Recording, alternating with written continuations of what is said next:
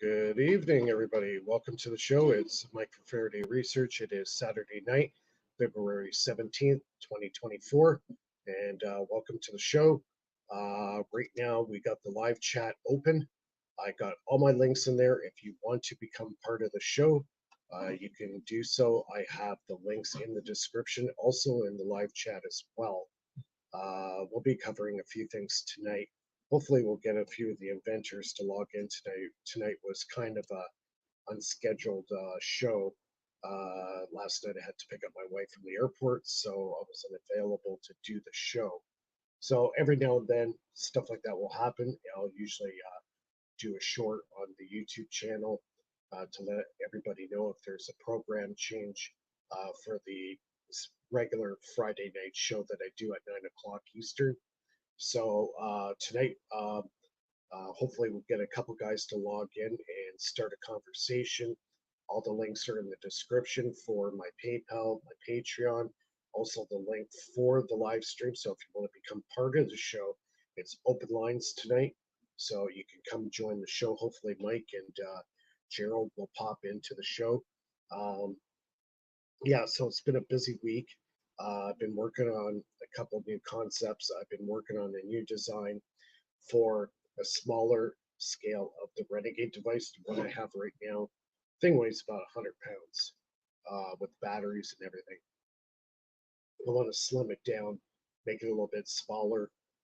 So I'm designing parts in Fusion 360 right now to scale down the size of the machine, not the power wise, but the actual scale of the machine. So it's a smaller unit. Now, in the big Renegade, the wheel that I use is a 12-inch diameter wheel. Um, I'm finding I'm getting actually a better performance with a smaller wheel. I can go as high as well, the one I have in the small Renegade right now is about 6-inch in diameter. That seems to work really good. I'm getting good speed. I'm getting a good frequency built with that. So if I have bigger coils, which I have in the big Renegade, I can put that in the new device and get the scale down of the device. A smaller footprint is always better. Even when it comes to manufacturing, something like that would be better off. But every device is going to have its specific um, capabilities for whatever you're trying to do with it. Live chat's open. Please shoot your comments at me. I can answer your questions best I can. I also got the links for my Patreon. Got a few new members this week. Welcome to our membership. I got all the videos posted. I got all my diagrams, all the schematics. Everything is there. So hopefully we'll get Mike in Florida. Hopefully he'll log in soon. Even Gerald. I have the links for the show in the live chat and also in the description on the YouTube channel under the live show. The link is there for, and I actually sent one to the email as well. What can I say? Yeah, so I've been working on a lot of drawings and schematics that I've been working on for the new Renegade device. I do all that in Fusion 360. Now, I'll give you guys a little bit of a tip. I find the AutoCAD Fusion 360 is an excellent platform to design parts. Now, when you sign up, you can actually get the full version of Fusion 360 if you sign up as a hobbyist. If you sign up as a hobbyist, you don't have to pay everything or anything for the service. It's just you can't use it at a commercial level. But as an inventor or a hobbyist, you get the full version of Fusion 360, which is, in my opinion, probably one of the best platforms out there. Some people like SolidWorks, some people like CAD. I've always been a CAD guy.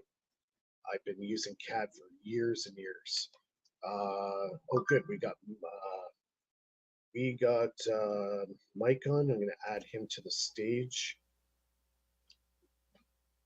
Hey, Mike. Can you hear me all right? I don't know if your speaker is on. Frankie, yeah, join if you want. You can log in. The link is in the description and also in the live chat. Frankie, if you want to join, you can join us. All right, so we got Mike and we possibly got Frankie. He's in Georgia. We got Mike. He's in Florida. I'm in Toronto. Yeah, so we'll just wait for a few seconds for these guys to log in. We got Mike there. I think he's just setting up his camera and his microphone. Hey, Buster, welcome to the show. Live chat's open. Any questions, comments? It's open lines tonight. If you want to join the show, the link is in the description. And also in the live chat, I put the link for the StreamYard. Just make sure you have a good microphone and a camera. Well, you don't really need a camera, but it would be good to have a good microphone. If you want to join, you can join the show. Hey, Mike.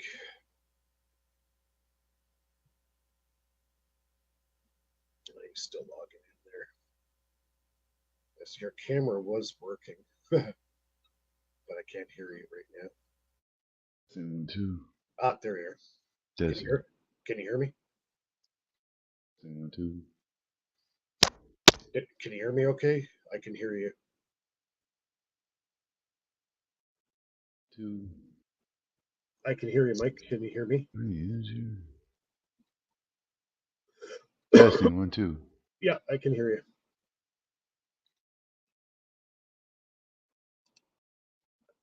I see you. Can you hear me okay?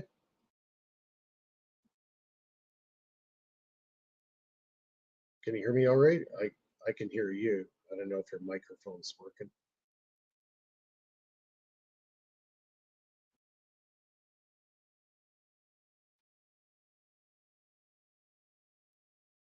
Just can you hear me at all? You can hear me? Okay, good. I can hear you too, so you can talk at will. You hear me? Yeah, I can hear you now. Testing 1 2. Right. Yeah, how's it How going? you doing, Mike? I'm all right. Busy week. Busy. Working on some new parts for the new Renegade. Got a few new members. That always helps. Yeah, wife's back in town. It's the long weekend here in Toronto.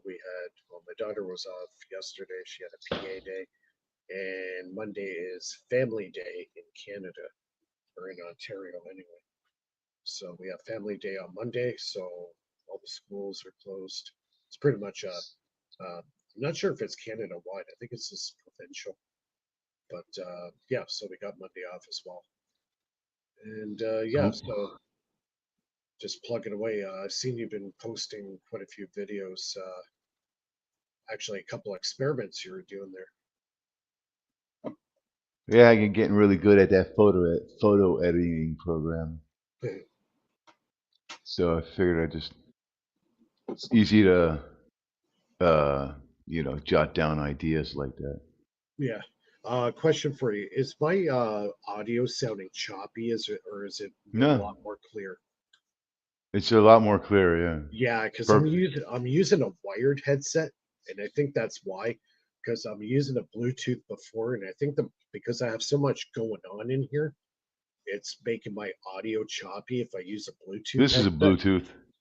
You're using Bluetooth? I don't know. Like I got this one here. It's a good. Bluetooth. Bluetooth. The range is not what it says. If it says 20 foot on the package for range, it's really like 10 feet. I don't know. For some reason, though, in the podcasting, I'm having nothing but issues. Like my voice gets cut off a lot with Bluetooth, and yeah, so it's like kind of yeah. So I Bluetooth decided, is line of sight, really. If you like a yeah, paper bag, it will block the signal. yeah, because like I used the main computer to run the show, and then I used a spare cell phone as my camera. So I come in on a second channel, right? Try to make things less confusing. But yeah, um, yeah, we might even get Frankie on tonight. He just texted me. He's in Georgia, so he might even join us too. So what else? Do you have anything on the go or what you're planning on doing? Because I know you wanted to get back into it again. Yeah, I don't have a lab right now, so Do you have like a basement or a garage or? all my stuff's in boxes. I'm working on a house and Oh, okay. trying to sell it, Oh, and I then hear I'll you. be once I do that, then I'm gonna Are you staying in the build a state? lab, a permanent lab. Are you staying in the state or are you moving to a different state?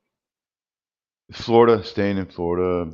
Yeah, This convenient for now. I guess with the homestead thing, yeah, portability right.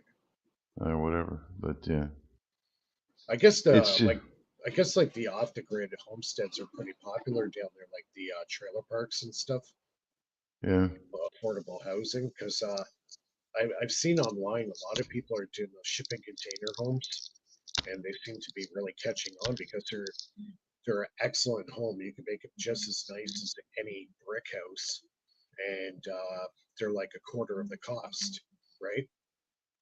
So like yeah. I could build a really nice one here in Canada for about 100,000.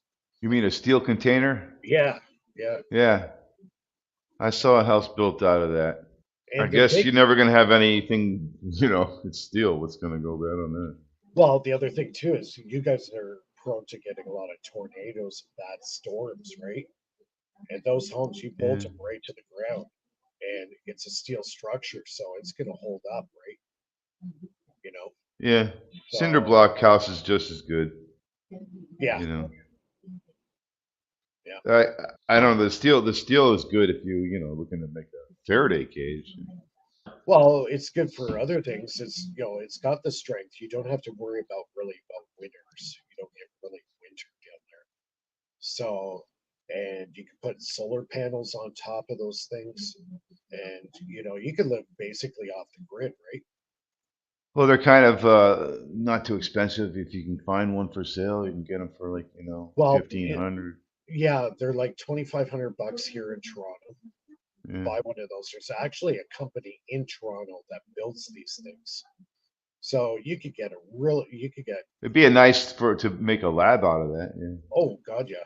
Well, people are making restaurants with them too. So I'm no, it's sure. true. Yeah, they're making restaurants because Why not? if it's not good in that location, all you pick it up, put it on the flatbed, and You can relocate, huh? Yeah. yeah, you can relocate it wherever you want. So yeah, sorry, I just had to take my mic off for a second. Yeah, so yeah, anything else you want to talk about your circuit? What's different versus the Bedini circuit? Which one? The loop, The the latest flat one. loop? Yeah, the fly black loop, the latest one you were had working on. Uh, Let me find it. Let me find a picture of it.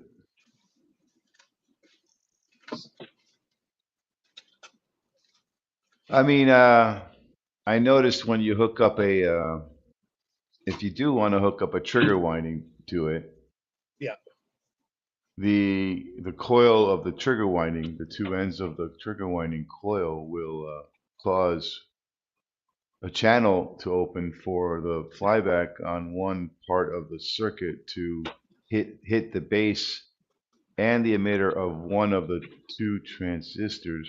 right.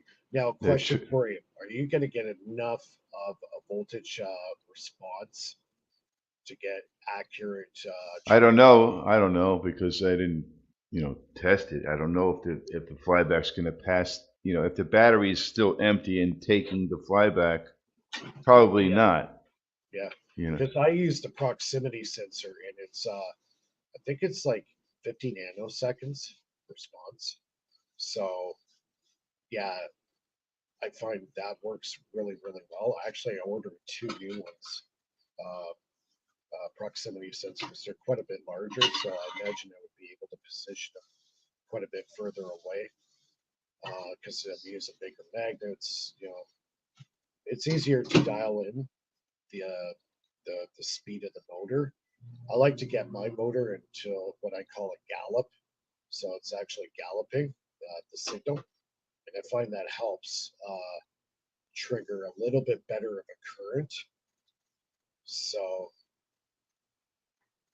yeah, I've been playing with stuff like that. I got the circuit running, like it's firing extremely fast now. The one with the automotive relay? Yeah. So what I did is I took two small barium ferrite magnets and I put them just on the side of it, and actually it closes the gap even shorter. So when it does trigger, the magnets help trigger it faster. So I actually increased the frequency of the spark gap switch quicker. So now my current consumption actually went down because it's triggering faster, and the motor is speeding up. So I've I pretty much mastered this relay switch. Now, what I like to do is I want to Okay, so you have actually a 9-volt battery here. maybe you just pause it there. Sorry, go ahead. I'll pause it there for a second. So what was I saying? I lost my train of thought there. Had a brain fart. Yeah, so I got it to trigger a lot faster than normally it would with that switch. So what I like to do, there is a bigger version of that spark gap switch.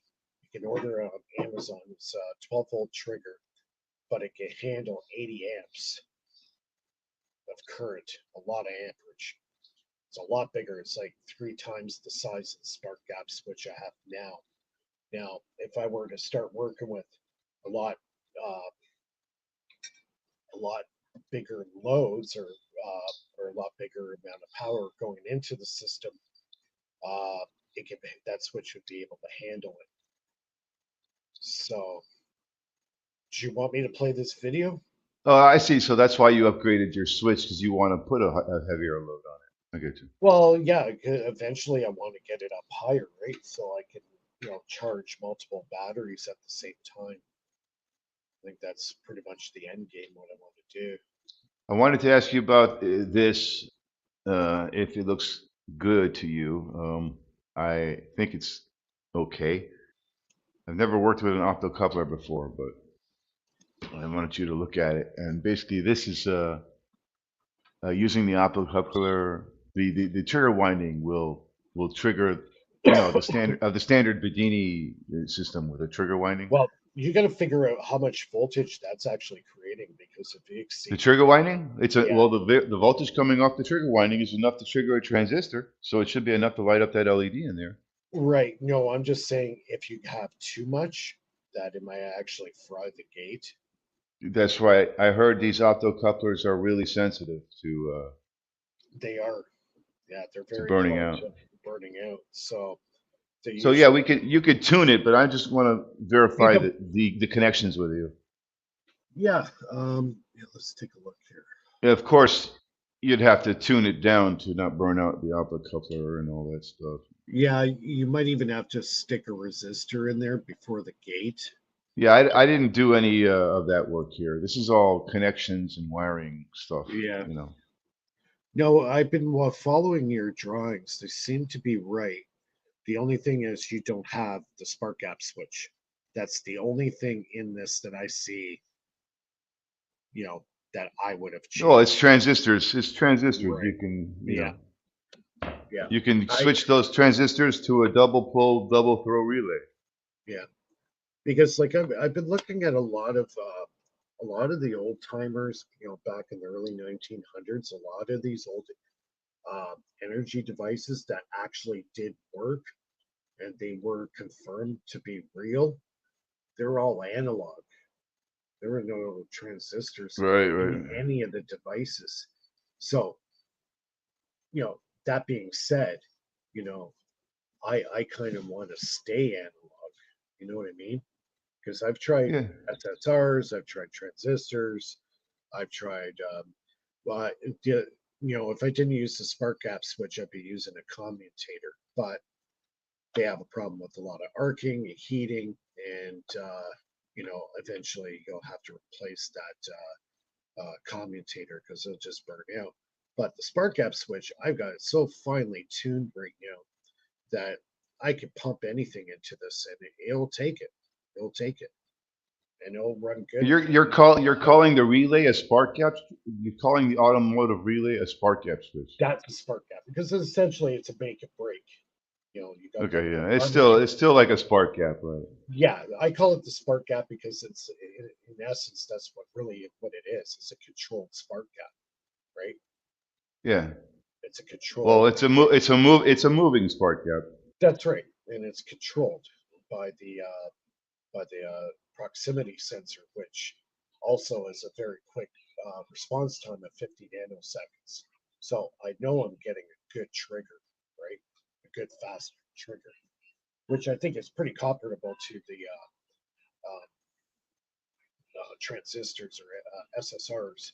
But you know what? It's like apples and oranges. Some people like apples, some people like oranges, right? You know, Yeah, you could use a regular spark gap, a static, non-stationary one, yeah. but But you can't control the switching timing on it like that. well, you can by the RPM, right? Because everybody thinks, when you get these motors running, that you have to haul ass. You don't have to. Actually, I'm getting better trigger response at a way lower RPM. I'm talking like 400 RPM. And that's my frequency. My frequency, You're using the reed to trigger the relay, right. right? So I got four magnets going around, right? So for every 360 degrees, I get four pulses, Or right? So four pulses times 400 RPM. Then you can do the math from there, work out what the frequency is. So, 1600. right. So I'm finding I'm getting a better flyback actually if I put my finger on the wheel as it's running and Well, you're actually using the feel. reed to trigger the opto coupler, and then that's triggering the relay. Yeah, yeah. So when I put my finger on the wheel as it's spinning, if I slow it down, I'm actually getting more power out with a bit of resistance on that wheel. That was another interesting thing I found. Yeah, because you're creating a longer trigger time. A duty cycle. I think it's increasing the duty cycle on. Right. You're slowing down the trigger. You're slowing down the opening, Yeah. the time it takes to open the gate on on the switch. Got Frankie here. I don't know if he's going to log in. At a lower voltage, a longer duty cycle Yeah, it because yeah, exactly. But is an experiment. sure. Yeah, Like I think a 2 volt source with a longer. it's the key to my system is the amount of current that's going in from the battery to the system. You eliminate that demand for current, just run basically off the voltage potential going in the system. Then you've basically got a miniature version of the Newman system, right? So I got Frankie logged in here. I don't know if he logged out or what he did. Maybe he'll come back in. Let's see if he comes back in. But yeah, anything to add as far as the device? So it looks wired up right there, Looks right. correct? Like you won't really know exactly what's going on until you Run it. actually make it, try it out, right?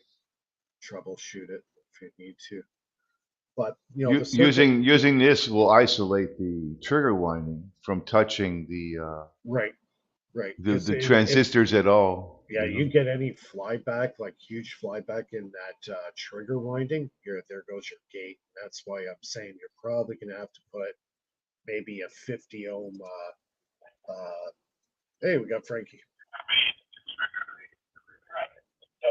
Some you got some echo there, Frankie. You have to turn down your speakers and put your volume on your mic up a little bit. This other circuit, you could see the trigger winding and how the flyback channels to Yeah, one I of think it was the. using either a 50 ohm resistor correct me if I'm wrong, on the gate. I think he was using a 50 or 100 ohm resistor. Trying to think back down to the SG device because he uses trigger winding too. A hundred ohms. Was Yeah, that but 100 ohms? you could use 400 ohms or Sure, yeah. more. As long as you're getting between three I and five think all volt. that does is when you're just limiting by adding resistance to the base, you're shortening the duty cycle. Right, right. So your less current is flowing. Hmm. So the less resistance on the base, the more current hits the base, Right, and thereby the transistor understands to allow more current to flow through the right. gate. Hmm. So it's correlated to that. Yeah, I think Bedini created a good starting point for a lot of people. I think my system's actually simpler, a lot simpler than the Bedini SG. I noticed when you So go under 100 ohms, you go drop it down to 50, like you said there. I've done that before too. It does yeah, give you more, push, yeah, that's right. Yeah, it'll open. Actually, I think it'll open the or more amps. more amps. It would increase the duty cycle a little bit. I find they'll That's the actually only way to let more amps through is to keep the switch down longer. right, right. See, on my device, it doesn't affect the actual input voltage coming from the battery. Someone got to get malware protection. Yeah, Frankie's got to get yeah, I don't know. spyware protection. I don't know what's going on. The adware will screw up your connections. Oh yeah, yeah. He keeps logging in, but he's losing his audio and Or it could video. be the browser too. Like a lot of like I had Could trouble be. with StreamYard on other browsers. Like was it Brave Uh, browser? Terrible with StreamYard. Terrible. yeah, I'm using Google Chrome, and it seems to be Chrome is okay with StreamYard. It's a little more yeah, functional, but Brave, yeah, yeah, it works half the time with Brave on StreamYard. yeah. I use Opera now. Opera. Yeah, it's a much older browser, Yeah, so more compatible. I don't know about you, but my favorite operating system of all time is Windows XP. Oh You could God, do yeah, that was a good one though. it I was liked it. it was solid, and you could do great networking with it. I was setting up voice over IP networks. I had a static IP number, so I had my own web browser going. I was doing everything What was great. after that? Windows Me, Yeah, that was a disaster. right? Windows Me was a complete disaster. Yeah, it's But so much. if you're ever looking for an operating system that will not crash on you and your programs will always be free and Well, you got your Linux. Linux is for that, right? Like Yeah, documents and you yeah, know because like when I was running my own voice over IP server, I was using back in the day, I was using Trixbox. This is going back mid 2000s. never heard of And that one. yeah, Trixbox is, I believe they're the software companies out Australia. But That's an anyway, operating system? yeah, it's the mainframe for a voice over IP network. And me and my wife used to talk over a private voice over IP network that I designed myself. So the server, because I had a static IP, I could run a server.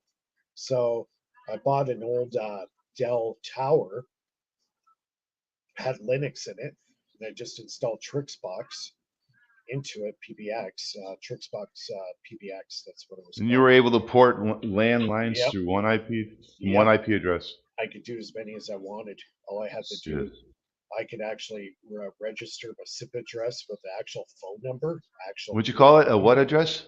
SIP address, SIP address. SIP. Right. What did that mean again? That was Uh, that's cell phone stuff. yeah, it's Signal Internet Protocol, I believe it. Signal Internet Oh, Protocol. But anyway, keyword internet. yeah. So back in this going back 2006, I was building this stuff, and nobody knew how to do it. I was building this stuff, so I had a private. I was doing Basically, phone system works with North Star, yeah, and there was another brand. but It let's was go. digital, but it wasn't. That was just before voice over IP came out. Right. It was basically, I guess the closest thing would have been what do you call what's that voice over IP? Skype. It was basically I built my own Skype system. Um, basically, actually a wireless. It was a voice over IP phone that was Wi-Fi. It was about this big. It looked like the old Nokia's cell phones. And It would let's increase try the this again. duty cycle. Are you there, Frankie? There you go. All right, we got him. Did the reboot. Yeah, He rebooted. It's got the how glitches. Yeah. that's when in doubt, reboot. Yeah, Felix is asking to try SSR.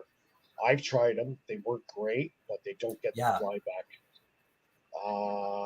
I don't know, Mike. You should try doing the SSR as well in your circuit instead of transistor.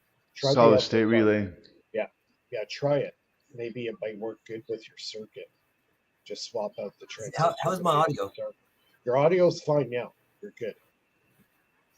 Yeah, you're a lot better now. No echo. You got a little bit of background noise, but it's doable. Loud and clear. So what's going on with you, Frank?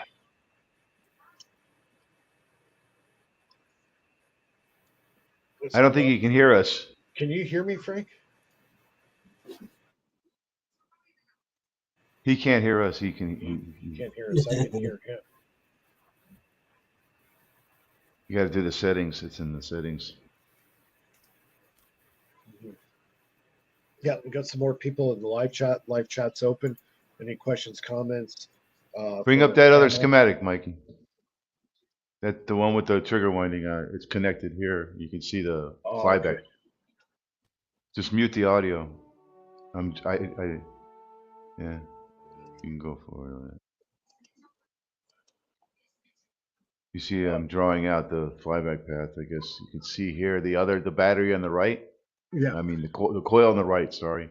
coil on the right side. Okay. You see the diode connected to that coil in orange to the other battery. On the That's right the hand high side. volt. On the right. The coil on the right where it says Yeah. positive. Okay. Oh, I'm sorry, where it says negative. Where it says negative. Okay. That channel. Follow that. All right. It hits a diode there. See it? Oh, right. Okay. And that diode hits the positive. That's the flyback diode. And the others, right now you're looking at the charge cycle, so that negative is going to become a positive, right? Right.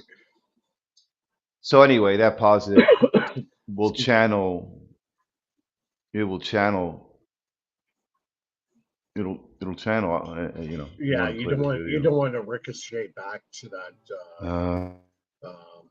that trigger It winding. meets the emitter through another path. It just hits the base. The flyback of the coil on the right hits the base of both of those transistors. Right. On the left there. Right. But the negative flyback of that same coil only hits the emitter of one of the transistors, Right. the bottom one, and it causes the negative channel on the battery on the right to close for no reason. Does nothing. Mm-hmm. It's just I just don't see it as an issue, but it's just an inconsequential event of having a trigger winding connected to this. Now, the other thing I do notice too, just for discussion, is I notice if I keep my wire connections short, I get a better response. Like, because you have some losses in the wire. So I found if I built my circuit closer That's the trigger together, winding. yeah, if I build all my circuit closer together with less wire involved, I'm getting better and quicker response time and less latency. Um, So I find that helps too, because if you're using wires and you're using long, alligator clipped wires and stuff, that extra wire actually can actually work against you in your circuit, right? Well, So in the standard Bedini circuit, the trigger winding is connected to the base and the emitter of the transistor, right, but not the collector. So but he's also got multiple. Like he's got like I don't know what 5 or 6 wires rolled into one. Like he's got a lot. yeah, yeah, but he has a transistor for each one. Yeah, that's right. He has multiple transistors in this thing. And even him, he even said himself, he's blown so many. You don't get the right amount of resistance in that wire to keep that voltage down under 5 volts, so you fry his gate, right? And he's blown many. Keep the voltage under 5 volts. Yeah, for the base voltage, you mean Yeah, base emitter voltage. yeah, if Yeah. you're having connection issues. Well, that's easy to do. You could just put a resistor on there, no? Well, that too. Well, the thing is, he also said, finding that right resistor was See right crucial. there. I'm drawing the path where you see Yeah, yeah. But the negative, the positive flyback path. yeah, he was saying he was having a lot of issues with that. You know, uh, if he didn't have the right value of a resistor there, No, boom, it you hits the base there. pop it, you just fry it, right? I'm going to build it, Felix. I, Yeah, yeah, I got it. have to build it. It's not a choice anymore. No, you have to do it, man. Got to do it.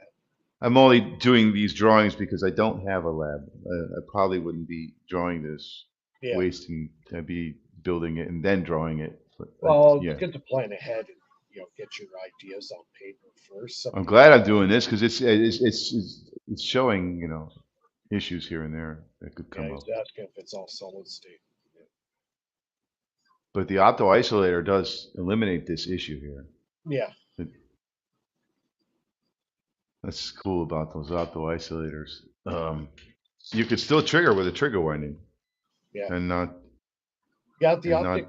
optic triggering is it's still very responsive. Like I'm using the proximity sensor, which is kind of like a field, picks up the field of the magnet or a metal object. Anything that goes passes in front of it, it triggers it, and it's like 50 nanoseconds, like extremely fast.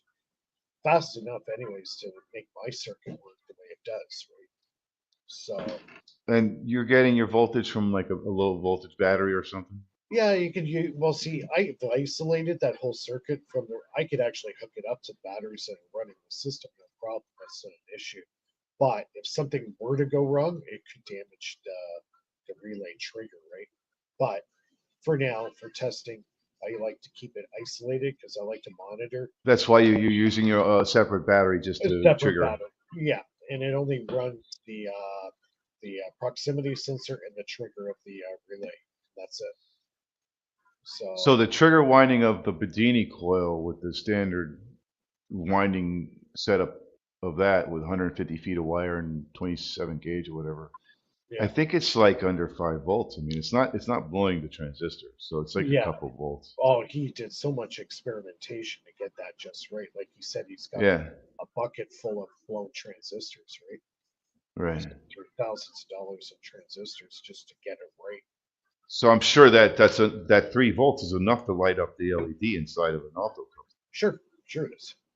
Yeah, So you can sure. use the trigger winding can be used to trigger the optocoupler, Yeah, which can then isolate your trigger winding from yeah, yeah. You the could do that circuit. too. Yeah, yeah. If you don't want to use a reed or whatever, It makes it a little bit more of a complicated system, but it's a different way of doing it.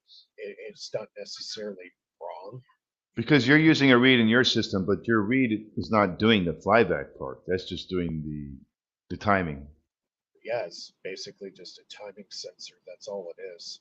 And the SSR is doing the flyback?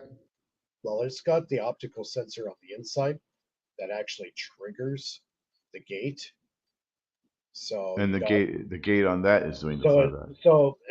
an SSR essentially is basically still a MOSFET inside, but it's using an optic sensor to trigger it. So yeah, so it's kind of like a hybrid kind of thing, kind of like what you want to do. So that's why I was saying maybe even the SSR might work well with the system. What, is that what you're using to handle the flyback as your relay, the SSR? Well, I could always implement it in the system. I Or you're already got using the automotive relay to handle the flyback? I'm using the automotive relay switch right now, but I have done a lot of testing with an SSR. It Hmm. does work. It does make the motor run actually faster, but because of the fact that it's still a MOSFET on the inside of the SSR, that actual physical break, there has to be a physical break, a release of the energy. And because you're releasing energy from the charged mass, that's why my input current from the battery drops down into the nanowatts or picowatts. That's why the batteries on my system don't die. Like I might have to, you know, give them a charge once every couple of months, right? But for the most part, that thing will run day in and day out, day in and day out, day in and day out. The batteries, You're letting the field collapse? oh god, yeah, it's collapsing already. Like if I take my piezo transducer, those wafer ones that I got, the barium titanate. So if you're letting the field collapse, that means you have to recharge the field again. Yeah, but because I got uh, the piezo transducers after the coil, like it's Right, right. You think down. that has something to do with keeping the Yeah, it, charge? yeah, it's keeping the field from completely collapsing. It's keeping the circuit So wait, saturated. wait, wait, wait, wait, wait, wait. You're saying that the piezo Yeah, is sustaining the field outside the coil, right, allowing the coil to collapse right. while the field is still In the resonating in the circuit through the piezo yep, and giving you enough time to recharge the right. or Give, recharge the coil or close the gate and yep, let the piezo recharge the coil, which yep. it would do that before the gate even closes because the piezo is in parallel. That's right. I'm one step ahead. So That before you even close the gate and get a chance to recharge that coil, the it's already. piezo is already connected to it Yep, in parallel. So that yep. makes kind of sense there, right? Yeah, it's creating a bit of a back pressure. Like it's kind of It's holding the back the right. reverse field. It's creating a bit of a bottleneck. It's holding the reverse field. Yeah, The piezo is exactly. holding the reverse field Yep, exactly. You got it. and probably flipping on its again itself, flipping the field after it holds the reverse field. It's flipping it back to the standard polarity, Yeah, like which is the polarity that you're about to give it from the battery. yeah, and if I take the piezo out of the circuit, like actually Because physically the field on the piezo also has to collapse after it receives the flyback. It right, also collapses. it works together in tandem. It's like trying to And run both. when the piezo collapses, it flies back. That's right. So it's In kind the of like other polarity, which it's is like the a same polarity as your battery going yeah, it's into the like coil. it's a constant back and forth transfer of power or That's the field. only way I can see this It's happening. like a teeter totter. One's complementing the other. One's feeding back to the other one back like this, almost like a piston going up, like two pistons going up and down together. They're keeping each other saturated and keeping that field up. If you keep the field up, like if you get a total collapse, you have a certain amount of nanoseconds before the next cycle starts for it to actually regain back the Before the next field. charge cycle starts. Right, exactly. So the transducer is creating that bit of back pressure, like a kind of like a muffler to an engine. If you took the muffler off an engine, the engine just it doesn't perform like the it misfires and it doesn't. And being in parallel with your coil, it's already in front of the line for charging that coil. Right, exactly. See, to me, it is totally crazy that nobody is playing with these out there the way I am, and the I way mean, I'm. your battery is also in parallel with the coil, but the gate on the switch is not closed yet, so it's That's not really in parallel yet. right. whereas the Until transistor is constantly in parallel with the right coil permanently. until that spark gap switch is closed, then the whole system becomes parallel. You see what I mean?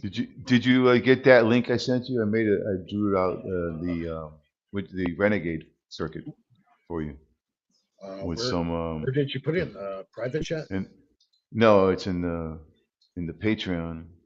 Oh, Oh, oh, hold in on, the Patreon. Oh, I haven't checked there yet. Okay, I'll have to do that later. Yeah. So, check it out. um, Frankie's saying if I put a potentiometer on the base, well, yeah, you could do that for the trigger. Um, on the flyback circuit, I think you have a very good chance of blowing it if you were to put it on the flyback channel. But if you put it on the channel that controls the gate, yeah, you can control the duty cycle of the circuit, which is totally doable. Actually, I'm surprised nobody's actually toyed with that. Maybe somebody has, or I don't know. But yeah, you could probably do that. Variable potentiometer, probably like a 10K ohm potentiometer, and you could actually play with the duty cycle of the gate.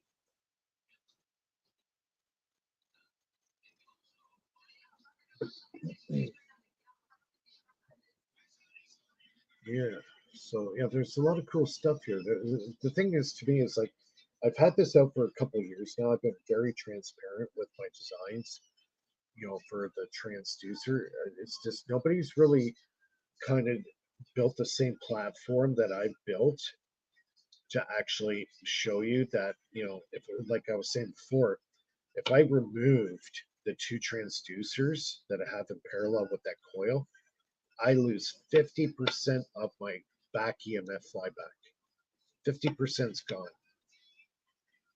It's there, but not nearly as powerful as it is when I put it in. It's night and day. Like I had a voltmeter set up. I forget the exact setup, but it was a analog voltmeter. As it's flying away, it was catching the true RMS voltage. So it was showing 10. The second I added the transducer to it, it went to 20. And then I added a second one to it, and it went to 30 volts. So I more than doubled my power just by adding two transducers in parallel with the circuit. And I'm going, wow, what's going on here? It was like almost like an epiphany, moment. And I was using those crappy ones, the small ones that get postcards, the little wafers. And I was getting, 20, well, I would say at least a 50% gain in my power. It's like, wow, what the heck's going on here? It really baffled me. But then I started to research the transducer, what they're made of, how they work, the whole science of it. And I'm going, man, this is really increasing my power and output, and like by a huge factor. And I'm looking at a lot of everybody's YouTube videos and stuff because I want to see what other people are doing out there. And nobody's even in the ballpark of what I've been doing. Nobody. I don't think I've seen anybody out there. Where did you get the idea to use a transducer? It was just a total freak thing. It was, I had them. I was experimenting because I used them for charging my water, for blasting my water with 528 hertz and 432 hertz. I do structured water on the side. And I had the transducer and going, I wonder what would happen if I attached it to my generator. That's where it all started right there. So it was just over 2 years ago, almost 3 years ago. And just the gain I was getting was like, what the heck is going on? Wow. I'm like, couldn't believe what I was looking at. So like before I had I think I had, yeah, it was a 60-watt LED bulb. True wattage output was 7 watts when you hook it up to a watt-hour meter. So I knew what it took at 120 volts at 60 hertz. It takes 7 watts to run that bulb. So with that motor setup, it would barely light it up, barely light it up. Second, I put the transducers in there, that thing was fully lit. I'm like, oh wow. I was like, right on. Like, I knew I was on to something because everything I did, I couldn't get that 60-watt light bulb, There you go. LED bulb, or 7 watts. Truly, it's 7 watts. Okay, maybe I'll put that one up there. We'll that. And we'll add this one here. You and your Yeah. music. I can't help it. Yeah. So, That's the yeah, same circuit. yeah, that's basically the same circuit. Let's see. Let me look at it here. Really? That's not Much it. easier to read. Yeah. What's this here? I can't point. Trying to see. It's a little small on my screen.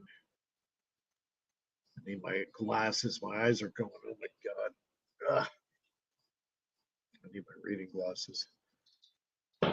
Yeah, it seems. Yeah, the reed switch. Yeah, see, the reed switch. What I've done is just basically isolate that part of the circuit. So, because yeah, there actually is a real simple way of making a pulse motor with a reed switch, but the problem is, I don't care what reed switch you have, it eventually will burn itself out. It just the flyback kills it, right? Even if you pull a load off that reed switch, it'll still die. They just can't Well, do here you got the reed switch just doing the timing. Yeah. Yeah. So if you're able to isolate it, which you got it there, that's the proper way of doing that circuit. You got no diodes though. That's interesting. No, I do have one diode coming right from the battery into the system. The The source. start, the source battery, the first battery that runs the whole show. I Oh. got a diode But you don't right. need it though because of I the don't switch. I don't need it, but I want to have it there because I don't want the flyback to go into the battery because I want to create Well, you that. don't. It won't. It won't. It won't. The switch will be open. Yeah, it works either way. Like I've taken it off, I've worked with it on and off. I just prefer to have it on it because I don't want the flyback to go to the source battery because that'll It kill can't. the It battery. can't. It can't because the switch opens. Yeah, but there's still potential. Some of it will fly back on both sides. Well, it has another path, Yeah, and that is it has the transducer and it also has the load. yeah, Um, plus when the switch opens, it has no path to go back to the. yeah. So yeah, the brake is important because what it's doing is removing the charge from the charge mass. And the second you do that, it basically eliminates the current draw off the battery. So what's happening inside the lead acid battery, you got your plates inside, and the ions are traveling from plate to plate and eventually out. You'll travel to the last plate, but never actually exit the battery. It stays in the battery. That's current free potential, is what they call that. So that's, I think, the key to getting an Hmm. over unity system, in my eyes, in my thought, is if you can eliminate the current coming from the power source, cut it down to the picowatts, your chances of your system putting out more power than you're actually driving the circuit increases. Your chances get better. So I think that's really crucial. And I think the spark gap actually gives us an opportunity to actually create a current free potential in a system. And Well, the quicker you can open and close that gate, the better. yeah, yeah. And but the other thing too is if you But go too, I'm not saying that you need to have a high frequency. You can have a low frequency, yeah, you but can't go too high. but close that gate and open it really fast. But I think it's the separation of the charge. You have to remove the actual charge from the charge mass. And this was confirmed by electrical engineer. Well, the charge is sitting in the coil. Yeah, I had this kind of confirmed by um, a lady named Elizabeth Donovan. Her and her husband Bill, they've been working with over Unity devices for God knows how long. And she says you have to physically remove the charge from the charge mass. from When the that coil. from the coil, when that separation happens, the current potential basically goes to zero. So you have a current-free potential system. She says that's if you can eliminate the When you amount say of separation, are you talking about a a gate physical open? break, no, a physical break, a physical release. It's like So when the relay opens. that's right. That's where that physical release is. That has to be there. So I got to ask you something. In this loop system, I am going to be switching the positive and the negative of the battery to the coil Okay. together. We don't traditionally do that. We switch No, either the positive or the negative. I'm no. doing both, right? But I got to ask you a question. In your opinion, what do you think? Do you think one of those do you think one of those legs is going to get jammed and stick? No, I would personally, You know what I'm saying? yeah, I would personally just do the positive side. Well, Um, no, I can't. I can't. Not for this circuit to operate. You need both legs to open and close at the same time. yeah, I don't. But do you think one leg will stick? Because, that whole It thing of shouldn't. disconnecting both together. It shouldn't. If there's too much resistance in the But you know what I'm circuit, saying, right? You yeah, know what I'm yeah, talking about. yeah. That No, weird thing that happens when you try to remove right, both the positive and the negative. One right. side tries to stick or either Yeah. side. The only thing that would cause that is a dead short. That's what I'm thinking might happen. Right. The only way I see, and it's happened with my motor a few times. Not The maybe with a problem. transistor it might happen, not so much a relay. No, no, it would happen with the relay too. I've dead shorted those. It is possible. I've done it. And it destroys Well, the when you go relay. over your amperage, yeah, I'm not going to Yeah, do that. yeah. If the relay sticks in the closed position and you got too much going on, the back EMF just fries that section off and it welds itself together, right? Like it welds it. But assuming you keep your voltage down and you don't create such a huge spike, and you control it that way, you shouldn't have that problem, right? As long as your Exactly. switch has the amperage rating. Yeah. As long as your timing's right, you got the proper duty cycle.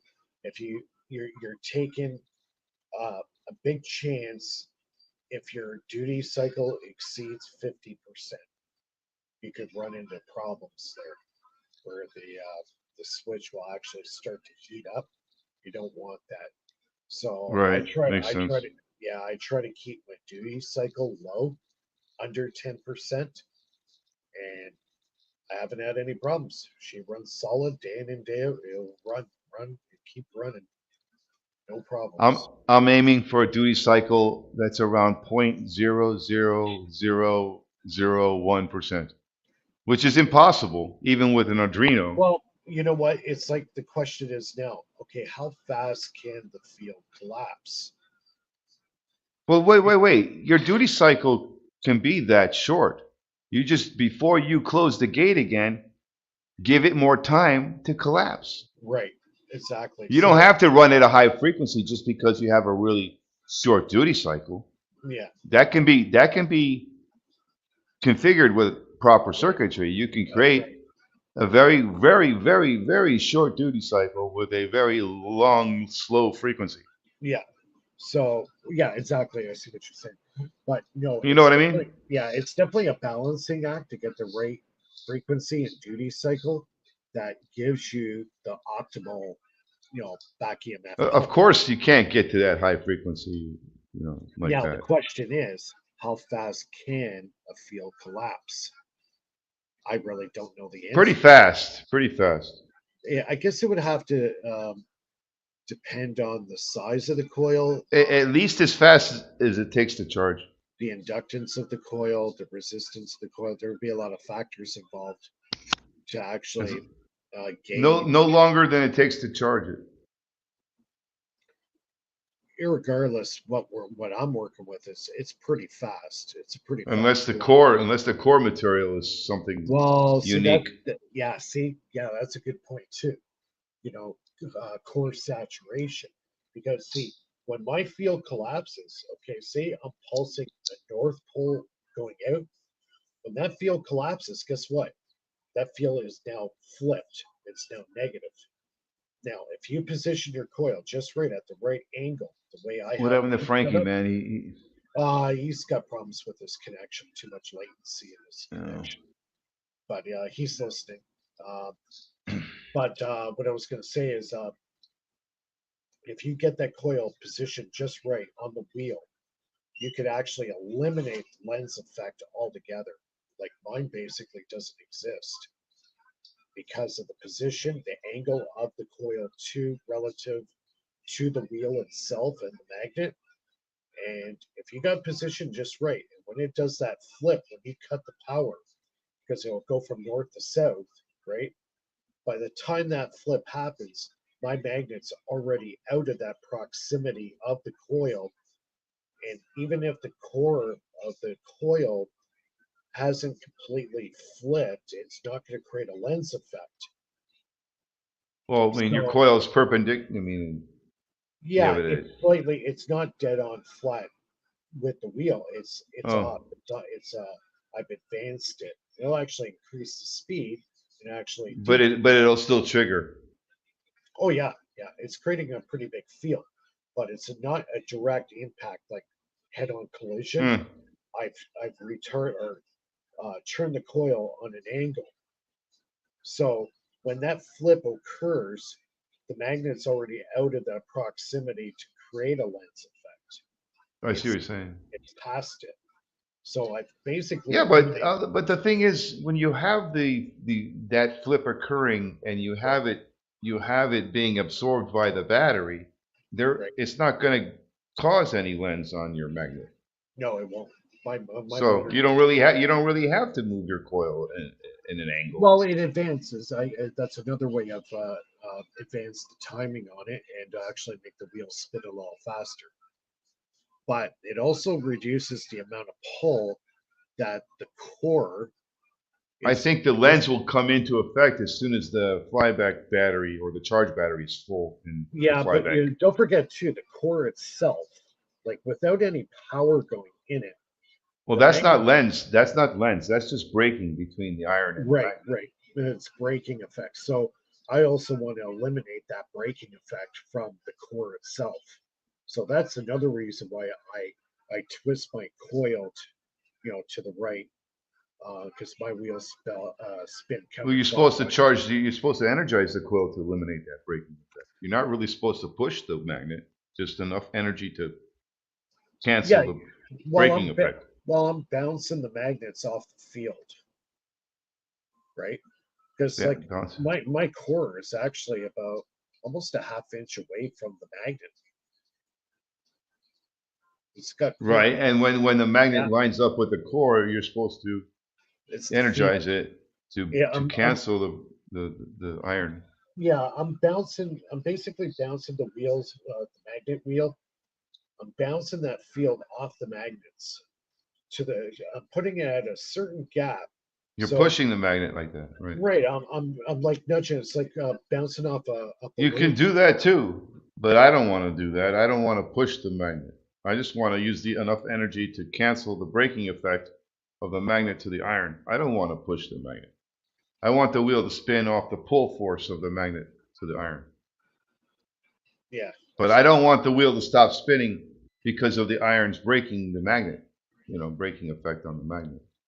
yeah, like So, you know, then you just energize the coil with just enough energy to cancel that braking effect of the iron to the magnet, but not enough energy to push the magnet, yeah. because then That's you're why. kind of Yeah, wasting energy, no? yeah, exactly. That's why I have to keep a certain gap between the magnets on the wheel relative to the core. Right. You can So limit your braking effect like that too that's by right. Yeah, gapping. yeah, yeah. That's exactly why I have it like that too. But Basically, the more you gap it though, the less pull force you get from the magnet to the iron. You well, lose I'm pull not pulling. force. No, no, I'm not pulling. I'm pushing. No, no, the My magnet on the wheel is pulling to the iron. Yeah, that's right. Yeah, I'm eliminating that. Yes. But Yeah. the field I'm creating is a push force. Right. Well, that requires energy though. Yeah. But But if you do, but if you bring the magnet close to the core and get more pull force, now you can take that energy you were using to push and use it just instead to push, just use it just to cancel the braking effect. Maybe I've you can tried that. eliminate wasting energy on pushing it and No, I find it bogs. I think it creates cogging, too much cogging when I do that. yeah. Yeah. Mm. I find it cogs the motor. Yeah. Maybe That's why. maybe with neodymiums, if you're Yeah, using neos. I'm using N42s, I believe, on mine. Ah, So, right. so they're pretty strong. Yeah. But I get my motor up to full speed. It's got quite a bit of torque behind it. I was quite surprised on the amount of torque. Now, here's the other thing, the wheel. Okay, the wheel is probably just as important as anything else. Number one, it's got to run true. Number two, have to Balanced, have right? ceramic bearings.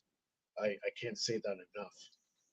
Gotta Balancing is the most important thing with these wheels. balancing in ceramic bearings. If you've ever balanced a ceiling fan, it's Yeah. sort of like, Like mine runs so true. Like I've got like literally no vibration in my motor at all.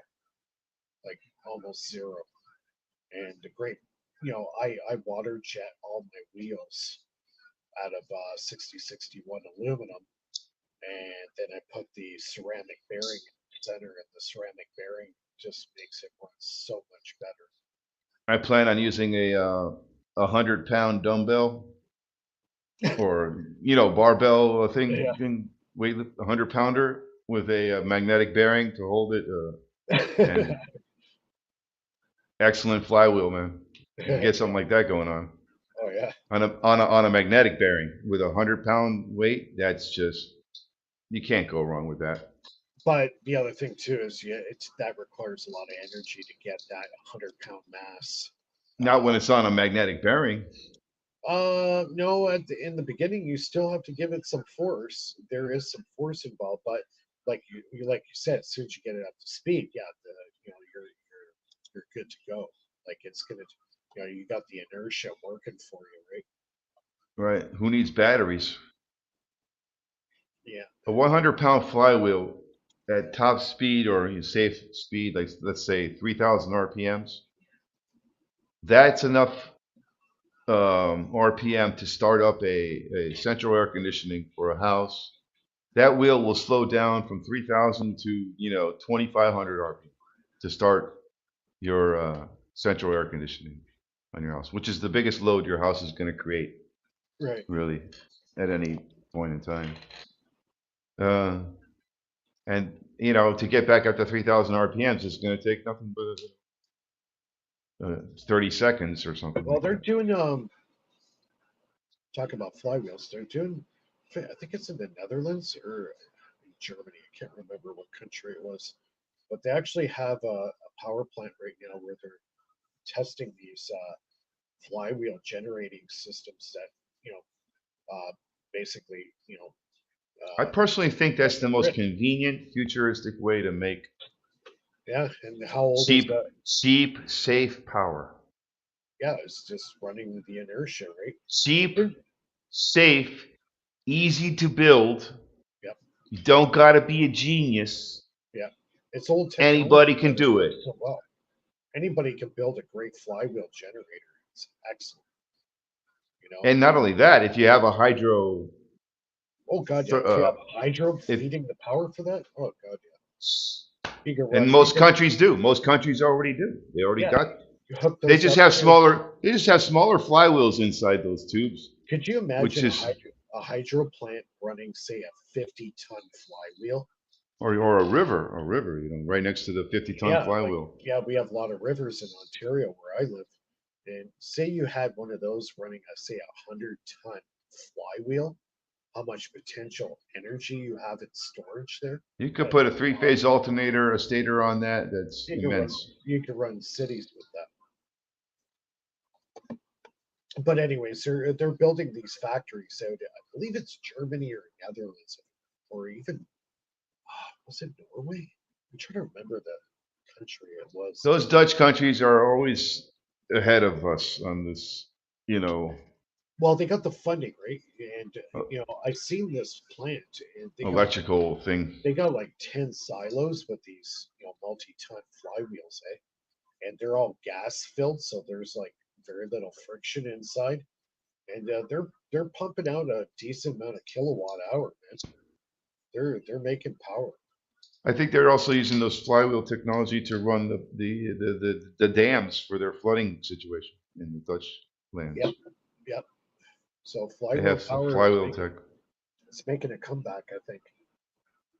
They have some kind of flywheel tech doing all the heavy duty like dams that are like suspended or some kind of dam Yeah, suspended high tech dam system that they yeah, got. And they used flywheels, I think, to move them. yeah. It's an old Yeah, technology, but I see it as still being a very viable source of storing potential energy, right? For I don't know power. who came up with this idea, the flywheel. Who was the God, founder of that? God, we're going back a few hundred years now, 300 years And for who was the sure. I first bet. guy to take the spinning mass and use it for electrical purposes? Well, I think it would go back to the birth of the steam engine age. They started using steam engines, so that'd be like 1700s. If there's no electricity on it, it was all steam. No, but they're using steam power, but they had big flywheels on them running their own tractors and stuff. I guess it was a no-brainer once Tesla and those guys came around with the alternator and the stator and all that. They Yeah, figure, well, hey, you already got wheel technology with all this steam and other wheels, all kinds of wheel technology everywhere. It's like a no-brainer if the wheel's spinning there, you might as well put a stator next to it and some magnets on the wheel. yeah. I'm just gonna zip out for a quick smoke. I'm gonna play your video here.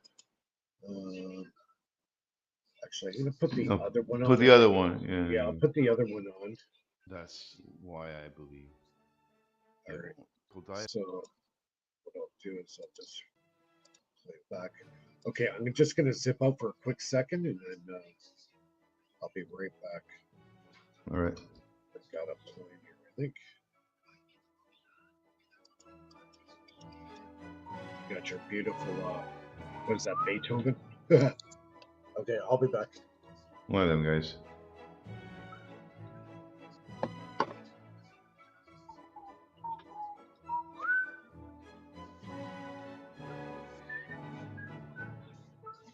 Okay. I made a little bit of mistake. I'm about to correct it. I figure why not correct it on video so you can see why I'm correcting it. So these diodes here.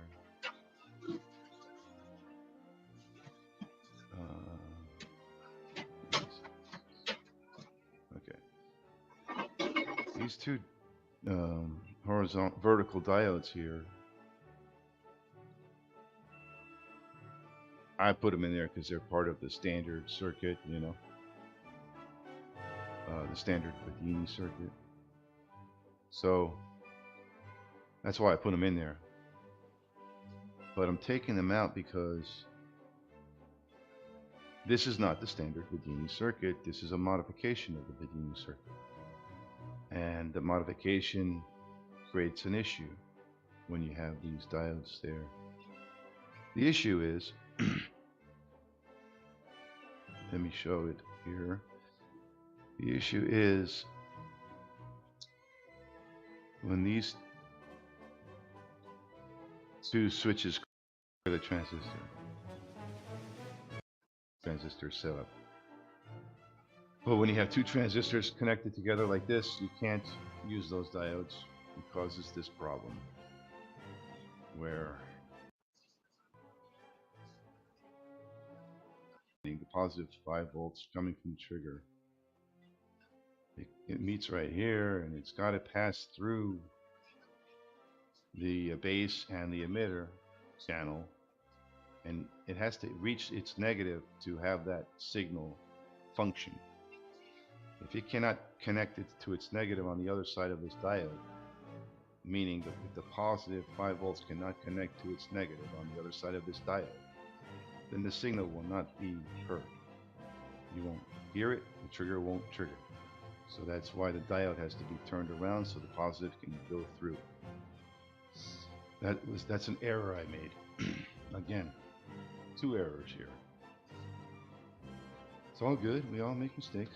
So I'm going to delete all this and flip around these diodes and we'll start to see what's going on a little better. Negative. Bing. So the 2 transistors. Now we need the negative of this same. Okay. Through here. Heads this direction. I say that the diode should go that way because they're going to go over this now. The positive signal from the flyback here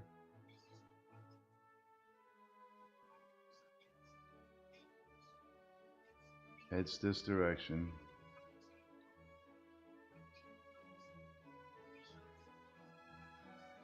Okay, through here, through the resistor to the base of each of the 2 transistors. Now we need the negative of this same trigger winding to meet at the emitter of these 2 transistors to get them to trigger together. Let's trace it. Negative, negative, negative. Bing. So now you see the positive can pass through this channel and meet its negative through the diode because the diode is facing the correct direction. That's going to allow flow of 5 volts from this coil, the trigger winding. If the diode was going the other way, it would not allow the plus 5 volts to flow. Now, of course, you're going to verify. Okay, I'm back. That your trigger winding is putting plus out on this end and minus out on this end when it's wired up like this. If you find that you got your plus and minus reversed, just flip your trigger. You can't flip your trigger winding around, but you can.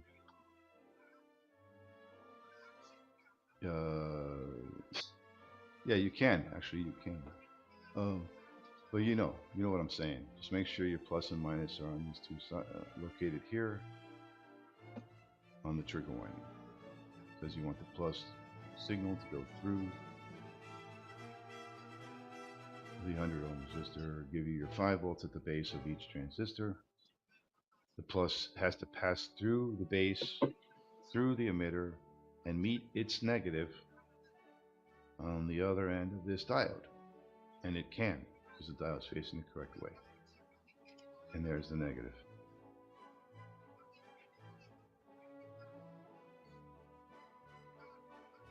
So that would be a successful trigger. I don't see why you need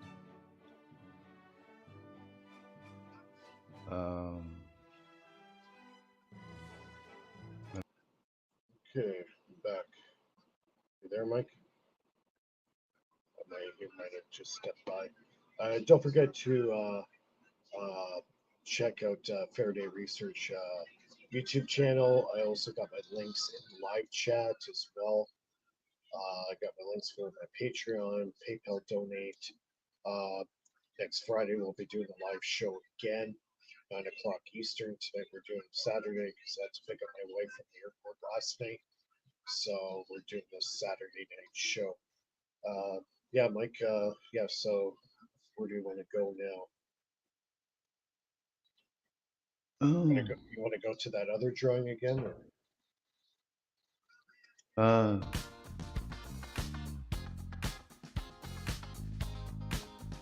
Trying to find stuff.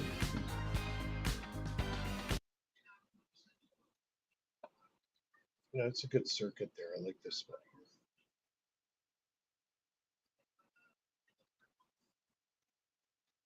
This one's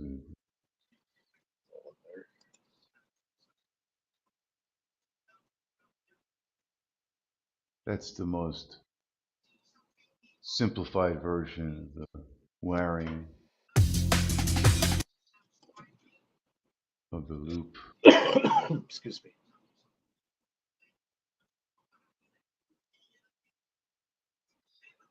Yeah. So, yeah, I mean, this just basically demonstrates how you could use two batteries Yeah. to, or Well, the Bedini setup can yeah. be modified to recirculate the flyback Yeah. each pulse with two inductors instead of one. Yeah. Two, two, two inductors being triggered at the positive and negative of each coil. Right. Two switches per inductor instead of one switch per inductor. And that way you switching like that, you can bounce the loop back and bounce the flyback back and forth between two batteries, each pulse, each switch event. But you need to switch the positive and the negative to be able to do that. If you Yeah. only switch one leg, it's going to fly back into the other coil instead of the Right. other battery. Yeah. And you don't want that. I mean, because you can still drive the motor, the wheel, Well, it was without short itself out. hmm? It would short itself out. That's what would Well, it happen. doesn't. It doesn't short out. It just No, dumps the into way the you other got coil. right. No, but the way you're doing it, it won't. But if you, Right. If you switch correctly, it won't short out. Right. yeah, But with one switch on each side or each coil, it flies back. The flyback flies back into each coil instead of each battery. And yeah, you don't want that because even though that's great if you want to drive a motor, you don't right, need to do that because you're already driving the motor with the forward energy from the battery. yeah, So yeah, I guess you're not going to lose the flyback in respect to driving the wheel by dumping it into the battery. yeah, You're just going to make the motor driver more efficient, yeah, the wheel driver. yeah. These systems By can get pretty complicated, but the concept, well, it was definitely a brain fart for me to get it out on the paper like this. yeah, And yeah. It'd be cool but to see when you build it, what your results will be. well, like I said, I built the one with not two switches on each inductor, but one switch. And Yeah, that one worked. And what it did is it bounced the flyback between the two inductors. yeah, And that's not what I wanted, so I had to figure out why it was doing that. right, And it was doing that because I was only switching one leg right, and not both legs, the positive and the negative. right. Switch positive and negative. Yeah. Positive So and negative. Before I was just doing this. yeah, yeah, and it would short itself out every time. No, it wasn't shorting out. It was No. dumping the flyback to the other coil. Oh, okay. So I never had any shorts in my circuit to begin with. The same circuit. The only thing that changed in the circuit was I added two more switches. Right. I added a switch on the negative of each battery, whereas before I had a switch on the positive only of each battery. I had two switches before, and that system was bouncing the flyback between each coil, and I tested it, and that's what it was doing. So how was the performance of charging batteries up? When it was with two switches only, and it was bouncing the flyback between each coil, what was happening with the batteries was I wasn't seeing very much loss at all. Right. Yeah, because in essence, if you want to break your system down to, I would have expected to see more drop. Let's put it that way. yeah, what you've created is a closed loop tank circuit. No, it's an open loop. It's an open loop. It's a loop, but it's an open loop. Yeah, but with two The loop happens. The loop happens when the gates open. When the transistors open, that's when the loop happens. That's when the loop part is the flyback event. Right. And that's not happening when the gate's closed. Right. So the open loop that Bedini is describing is specifically when the gate is open, Right. the loop of energy is happening. Right. Yeah. Because At that the event. poles flip on the inductor, and if you have your connections right, it will dump Mhm. wherever you got it connected to. Right. And Bedini demonstrated that with the 1N4007. Yeah. Yeah. That particular diode is the key to his secret, to his Yeah. to his circuit. And yeah, the M4007. Yeah, that's a pretty good. That's the diode that I did not understand at all for the longest time. And then as soon as I figured out what it was and what it was doing, and then I figured out the polarity flip, and then I figured out how to double pole, double throw Right. two coils I and wonder. Yeah. bounce I it back wonder. and forth. So I guess Bedini never made a circuit like yours. I don't think so. He was timing the dump. I'm not. Yeah. There's no time here. Yeah. He wasn't doing this method of dumping right away. He was, Yeah. if there's something out there like that, I would love to run into it Yeah. and, at least know that it's because it's obvious. I mean, Yeah. this has to be an obvious path for Right. any switching method. This is one of them. This is one of the. I Right. mean, you could see it's an obvious switching method. It's not. Yeah. It's not nothing complicated. It's No. very basic. Yeah. So that's So what makes it an obvious one too. as long as you got your diodes at the right spot, I think that's really key. It's what's not so obvious is seeing it at first. Yeah, trying to figure out how it flips from one side to the other. That's why I made this video. This one. Hold on. There it is. Here. This one. That's why I created this demonstration. So that This one here, no. that one, Wait. or the other one. Remove that. No, hold on. This one. My black loop, no circuitry.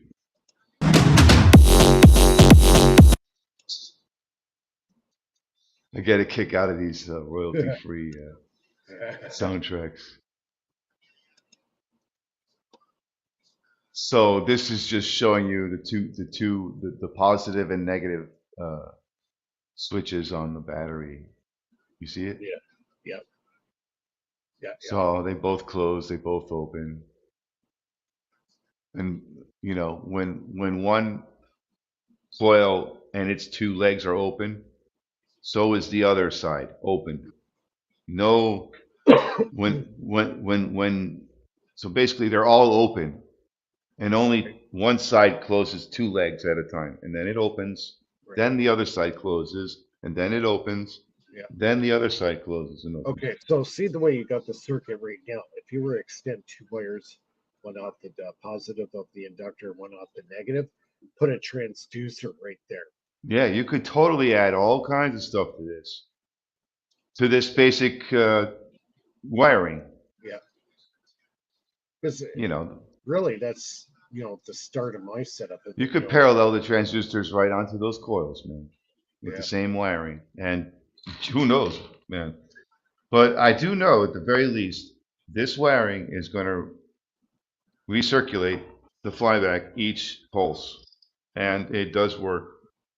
At least it does work with one switch instead of two on each battery. Right. And it just doesn't flip the pulse between the two batteries. It flips the pulse between the two coils, which I've demonstrated and prototyped and tested. Right. And observed. Yeah. So I don't need to do that again. I'm not going back to the two switch design because it's flipping the flyback between the two coils. I don't want that. Yeah. So I'm doing the 4-switch design, 2 on each coil, 2 switches on each coil. I might do an experiment next week with You can see when the other switch is added and it's open that the flyback cannot channel anywhere but to the other battery. yeah. I wonder what would happen in my system because I only got the relay or the spark gap switch set up on the positive. I wonder if I did it. Yeah, switch both legs of Yeah, the source. I'm curious to see what would happen. Because you're charging the coil. Right. And that's the flyback device. Yeah. You know, not the single switch Yeah. or the 2 switches on each pole. No, it's the inductor doing the work.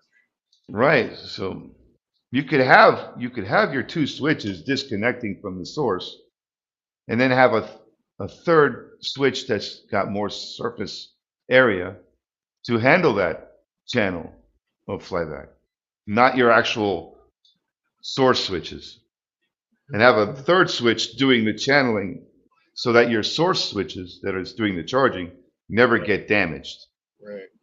at all because they're never handling any flyback. Yeah. That's a different switch. Yeah. That's a different channel.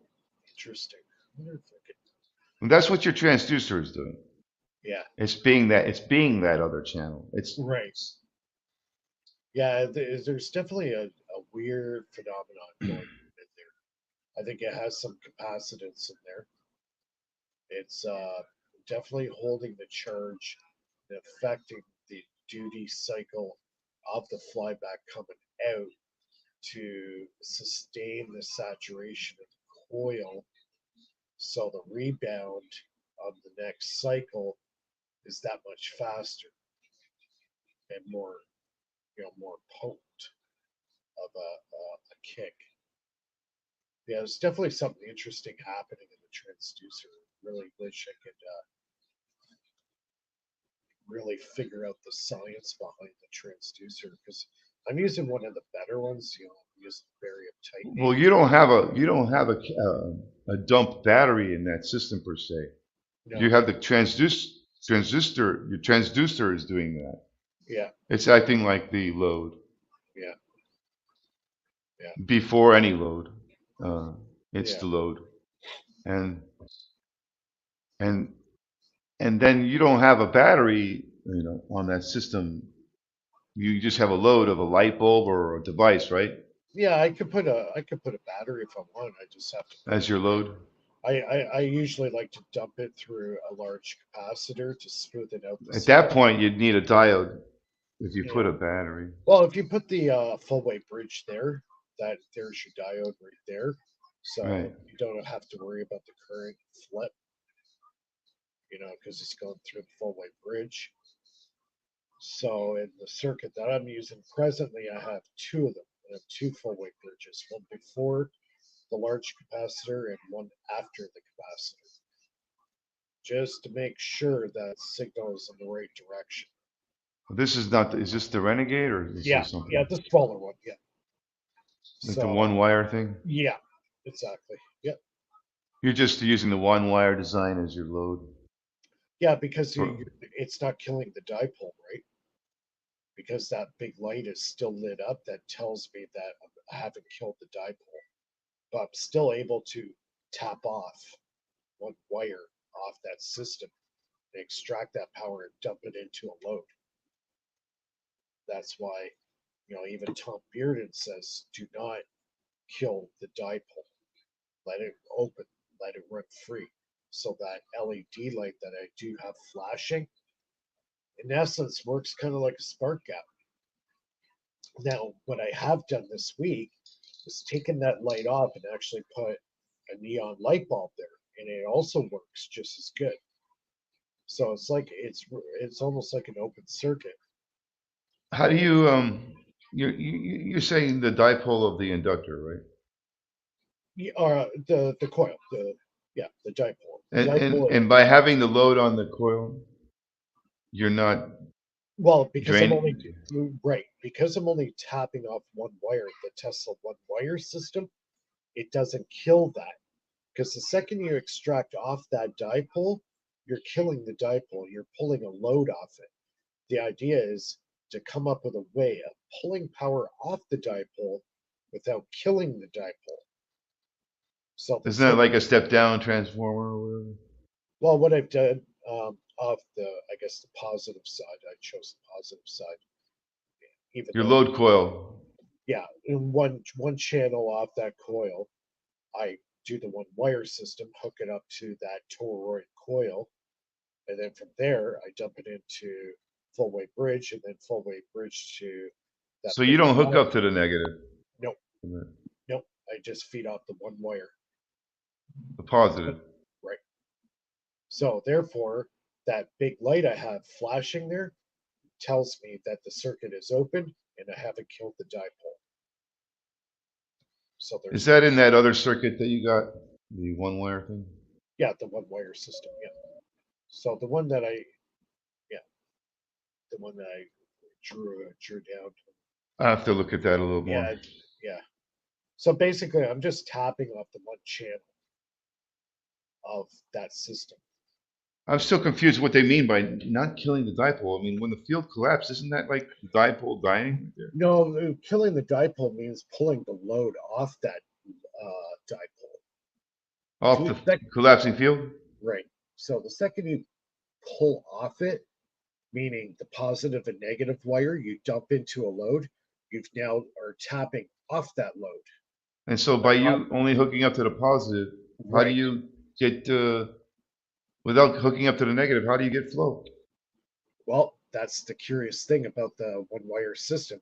If you need to hook up that one power channel coming off, hook it up to the toroid coil that I have there, it creates a field inside So that you got the coil. positive of the load coil, only the positive, Yep, one side of the coil, yep, tying to one end of your toroid coil. Where's the other right. end of the toroid connect? It goes to the end or a common ground Oh, of the the earth ground? yeah. Or, but not the negative of your load coil. Well, it can be because it's all part of the same system, but it's not pulling off it. It's not killing the load because I'm really How do you keep it from drawing the negative? because I'm Would you put running. a diode or something? Or- Well, no, what it is when I tap off that one wire, okay, I'm not running parallel anymore. I'm running in series, Series, right? right? So I go through the positive, the toroid, come out the negative, the toroid, and Oh, that so goes your load never sees the negative; it just sees the path that the that's positive right. took. That's right. Yep. Hmm. So But I'm able, but technically though, the load is connected to the negative side. yeah. But because I've changed it to the one wire system, I switched it from a parallel circuit now to a series circuit. And now it goes in the toroid, comes out the toroid to ground. And now what's generated in the toroid now goes to the secondary winding. And that's the power that I pull. Oh, that's your how you isolate, right? Yep. I see now. That would avoid killing the dipole. I Yep. do agree. Yep. And I know that's true because, As long as your load is not too strong. well, Um, it's not because if it were too much, that big LED light that I have at the end of the circuit would not flash and it stays on. If right, that right. It would stays stay on, on, right? if it stays on, that acts like a spark gap at the end of the circuit. That means I got flow going through that circuit and it's not killing the dipole. If I do something So wrong, what you must have gauged your toroid just right. well, it's actually the resistance of the light bulb. Only a certain bulb with a Oh, certain right. wattage You would use work. that as your resistor to Right, right. So limit the current. 60 watts, it's actually a 7-watt bulb, but it's 60 for household. So you keep it to 7 watts so you don't kill the dipole. That's right. Yeah. And it can't be above or below. It has to be at 7 watts. So you figured out your system is putting out at least 7 watts without having to, you know, you can draw without Yeah, killing it. it takes only point zero That's two still pretty three damn watt. cool, man. Yeah, like You know, the amount of current that the system is pulling into the system is only 0.0234 watts, and you're getting 7 watts. 7 watts out. Wow. Well, are you matching the volts on your amps right? Yeah, well, when I tap off the one wire system, I dump it into that large capacitor. I'm exceeding 30 volts at, I believe it was about 225 milliamps. That's a quarter amp. Yeah, quarter amp at 30 volts. So you one-fourth of one amp and 30 watt. What's one quarter of 30 watts? Hold Divide that by 4. It's on. like 7 watts. 7 times 4 is 28. It's like 7.5 watts. Yep. Now, if I took the battery off the big capacitor that I'm dumping into, that thing will charge right up to 60 volts. That capacitor can handle 60 volts. Your source is 250 milliamps, 30 Yeah, volts, or yeah. Like when it goes to 30 amps, the 4-watt light bulb that I have hooked up to it, it surges and then it pumps it into the light bulb. It dumps it. It acts like a dump circuit. And then after it dumps that 30 volts at 250 milliamps, the capacitor will drop down to 25 volts and then start climbing again. When it hits 30 volts again, boom, it flashes and goes back to 25 volts, and it just keeps doing that. So I've created basically an automatic dump circuit on that channel. So yeah, it's pretty cool what it does. And it took me a while to figure out, the proper loads and the proper resistance in the circuit. your coil resistance. Yeah. Now that Torre coil, if I could play around with that too, I could also step it up or even step it down any way I wish. So I could even try to get another coil that is rated better and actually get a higher voltage coming out. But the one I'm using right now seems to be doing a pretty good job. Like, I'm only pulling 0.0234 watts, Point zero two, two three, four. quarter watt, quarter Like, watt say, at 30 volts. yeah, no, quarter watt. The input voltage is 25 volts, so 25 volts at, you know, I figure, well, I got as low as my meters is barely can read it now because it's so low. But I worked it out. It's 0.0234 watts. So say, Well, a quarter watt at 25 volts is you divide 25 by 4, and that's your yeah, amps. yeah. So So, let's see, get a calculator here. So 25 volts um, divided. You said well, a quarter watt is 250 milliamps, right? At 25 volts. That's a quarter amp. Sorry, yeah, no, quarter amp. So 1 amp times 25 volts is 25 watts. So if you're only putting in a quarter amp, one-fourth of an amp yeah. at 25 volts, then it's 25 divided by 4 is your amps, uh, is your watts. Sorry, because you're using a quarter amp at 25 volts. 1 amp at 25 volts is 25 Well, watts. my watts is 0.0234 watts. Hold on. So 25. Good. 0.25 times 25 is 6.25 watts. That is the wattage you're consuming. Sorry, say that again? Volts times amps is your watts. Right. So if you got 25 volts at a quarter amp, which is No, 250 milliamps. no, it's way lower than two, not even close to that. Oh, what is it again? Your milliamps? My milliamps is 0.00, sorry, 001 that I can Point measure. zero zero one. Yeah, it's going Oh, way jeez. below. It's going way below. It's going Times way below. 25 volts is Yeah, 0.025 yeah, watts. yeah. There you go. Jeez. Yeah, that sounds right now. And you're getting 7 watts out. Yep, on the other end. That's nice. You know, it's funny, the cache coil, Yeah, it's for every 300 watts that you consume through it, it saves about it gives you an extra 10 watts. yeah. Hold on, I'm gonna tell you what my efficiency At is. least the one that I have, that's what it does. Okay, hold on. I So, tested it. put out point 0 to, okay, so say 25 watts. Your milliamps times your volts becomes your watts. You know what my efficiency is?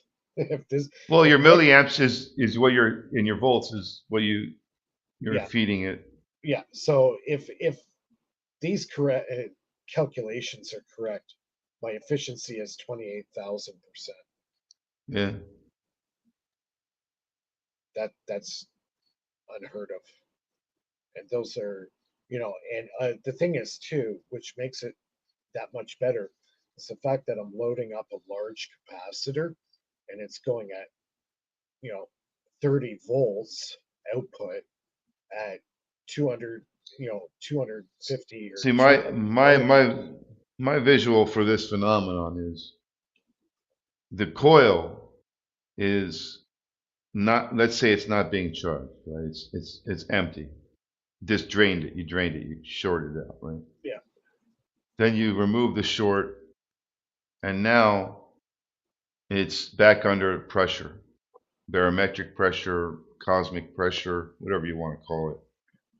You don't even have to charge that coil, and it's going to have a voltage, you know, yeah. from Well, that pressure. I'm creating a bottleneck with the transducer, right? Right, but the coil is the receiving device. It's the pump, what Bendini calls it. It's a pump. The transducer is the surface area.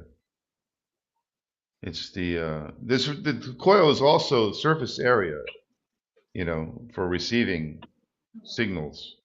Mhm. Uh, Yeah, it's pulling in the atmospheric potential. Radiation, whatever. Yeah, whatever you want to call it, ether, radiation, you field collapse.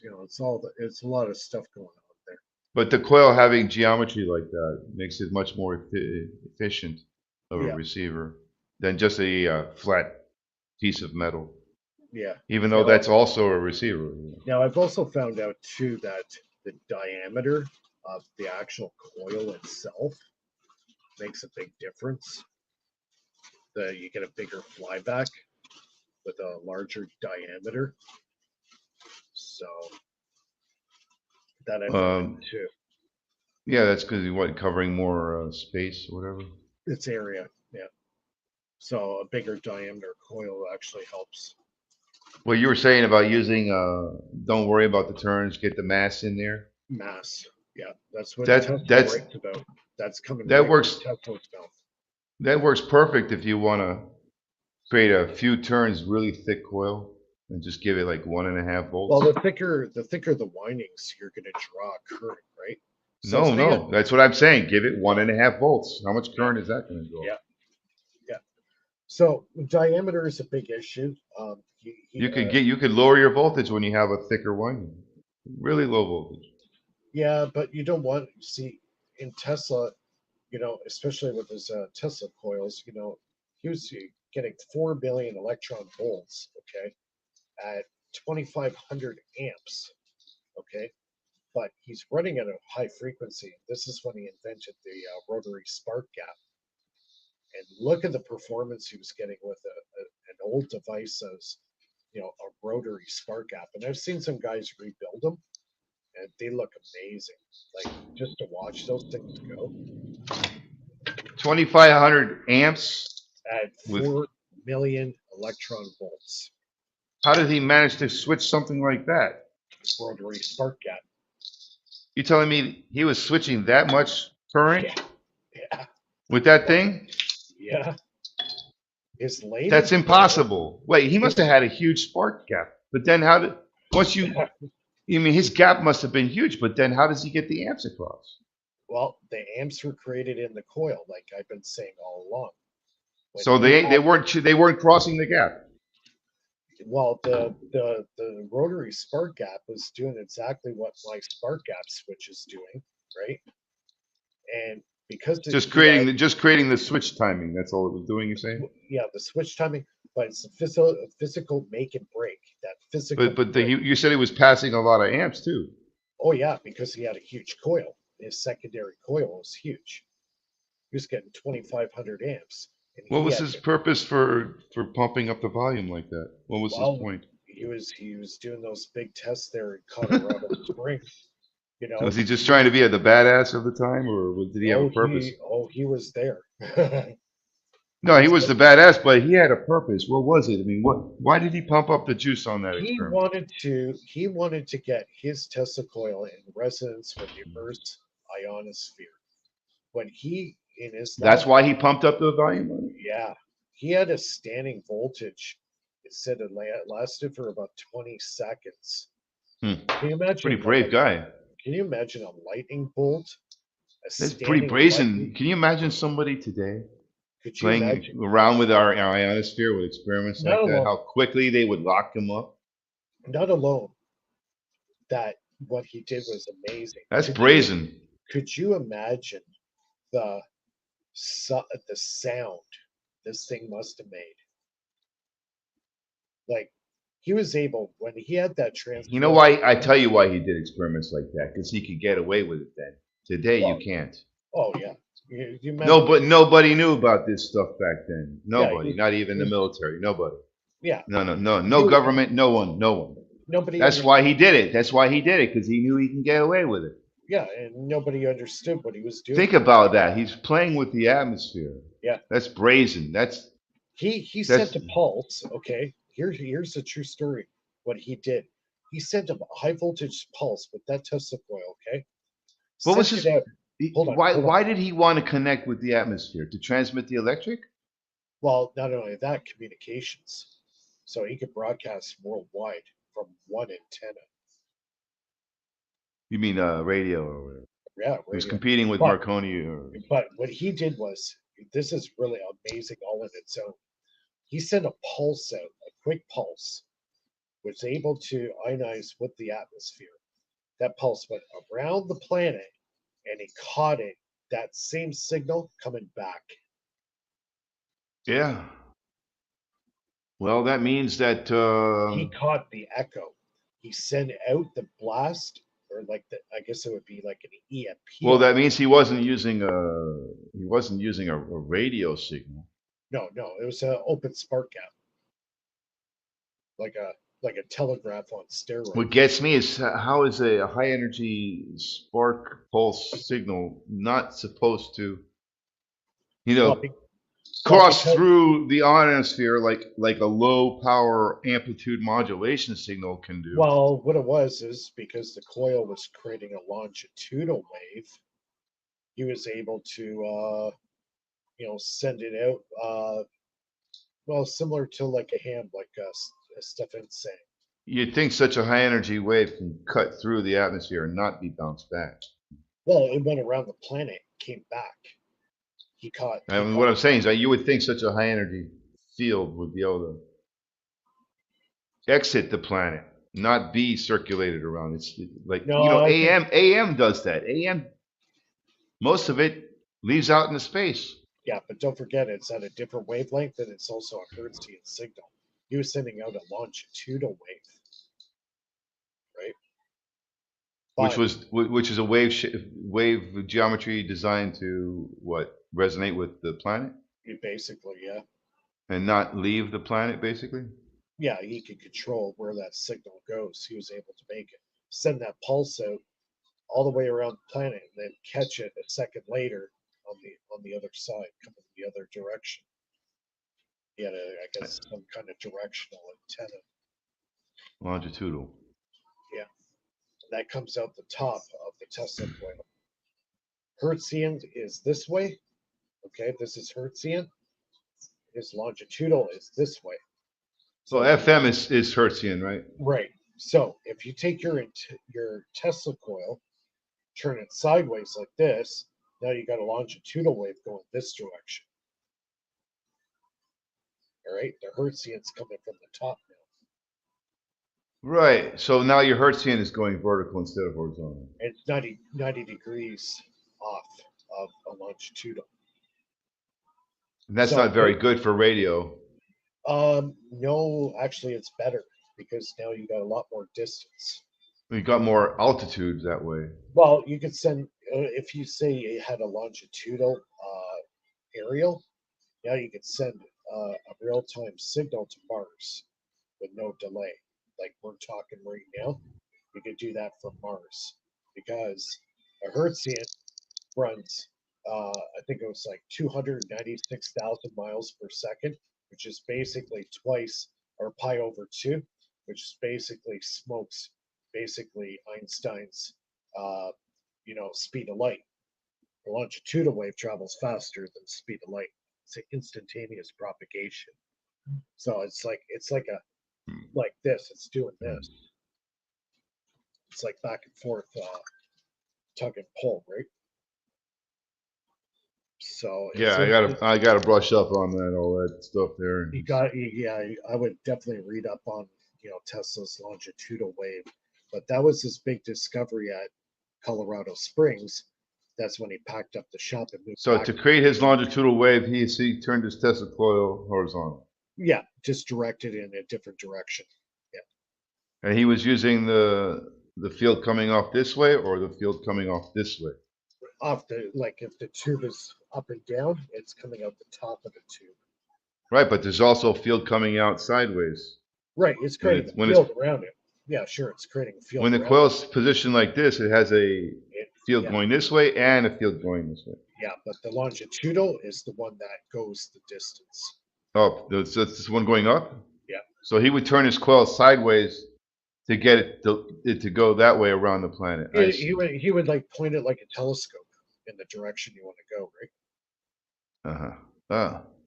Like a telescope. So you just face that longitudinal wave at Mars, have a receiver tower on Mars, and you would have So the vertical wave coming off the top is the longitudinal? yes, yeah, What's the horizontal wave called? that's the Hertzian. The Hertzian. Yeah, That's what FM is doing.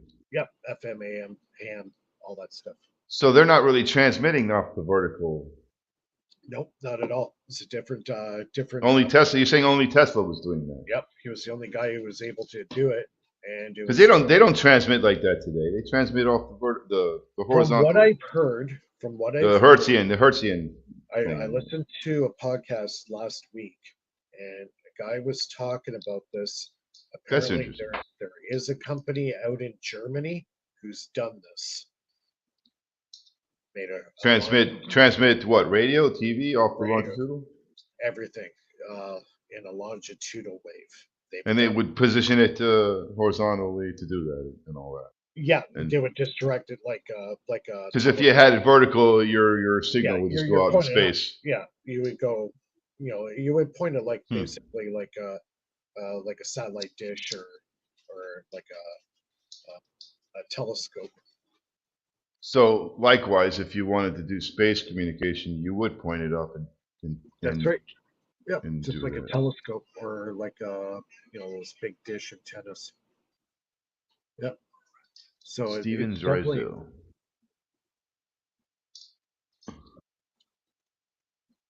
so yeah. There's a lot of stuff. It's what he was doing back then. He was just way far ahead of everybody else because he had a couple of court cases when he was fighting with Marconi, who invented the radio. He says, my system is non-magnetic. He was saying that in court. Tesla said that? Yeah, he's saying my radio system that I It's have non-magnetic. is non-magnetic. How's that so?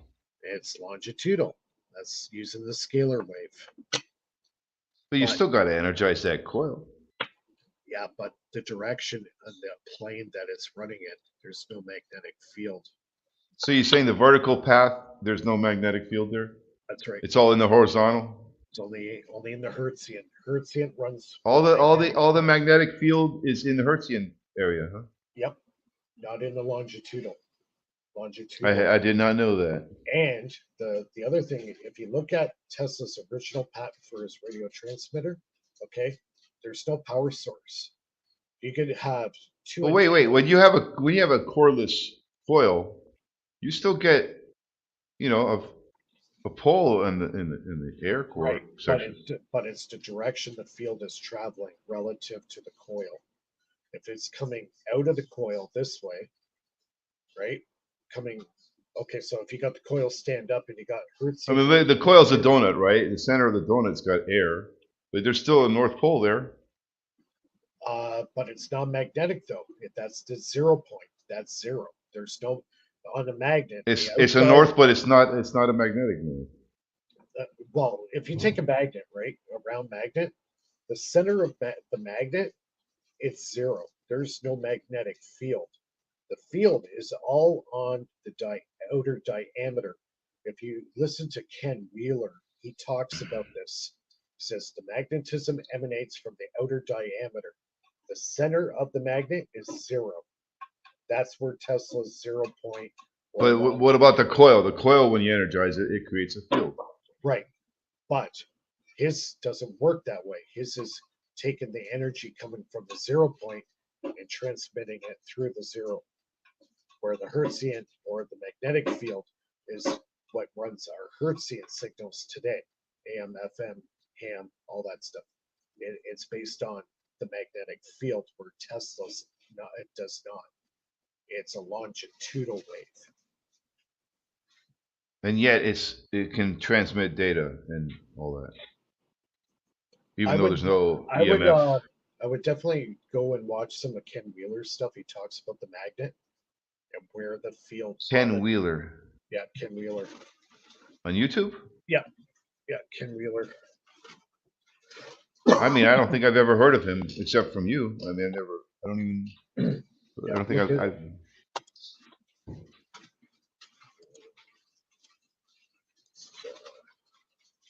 think we're gonna, yeah, look up. He's on YouTube. He's a bald guy. He's got a lot of tattoos on his arms. But yeah, you might want to check that Hmm.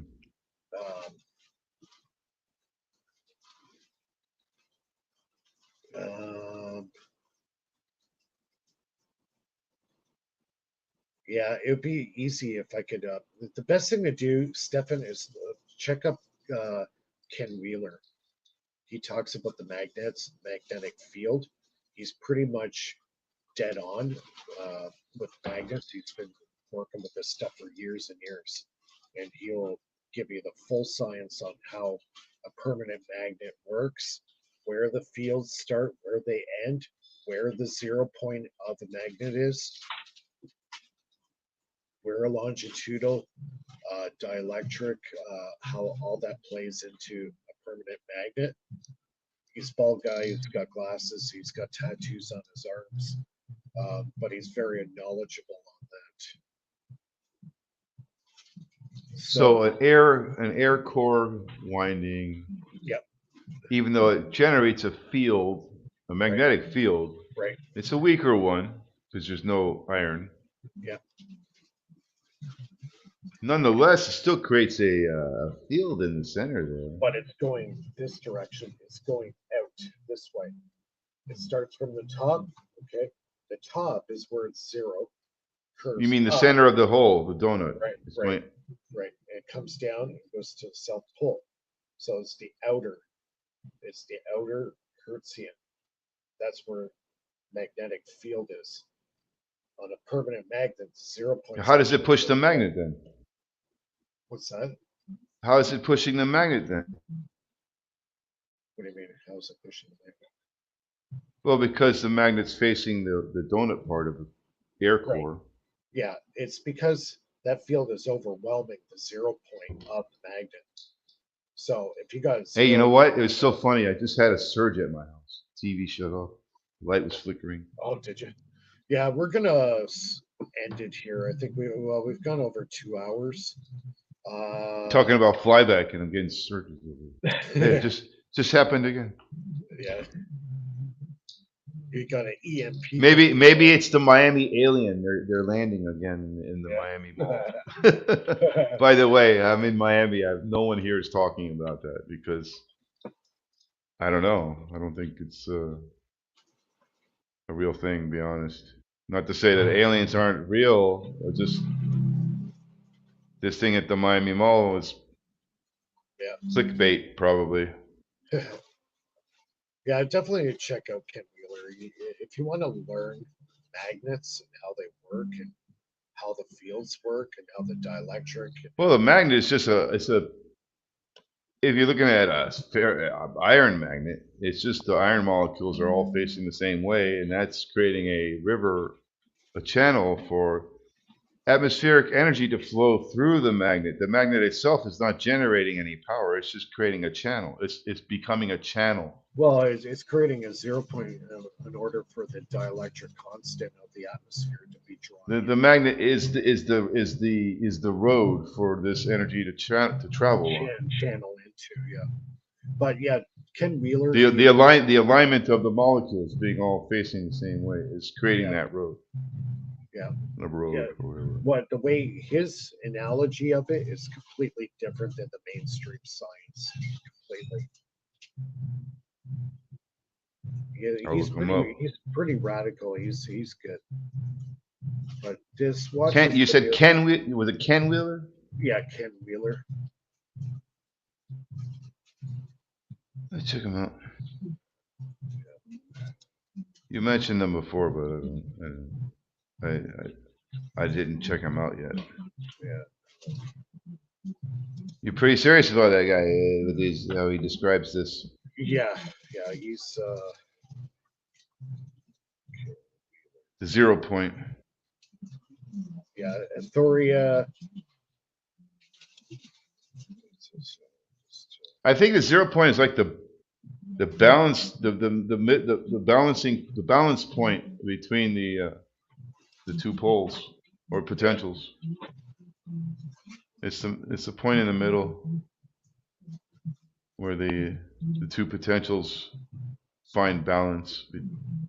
Here, I'm gonna put the link for his channel here in the live chat. We can check that out.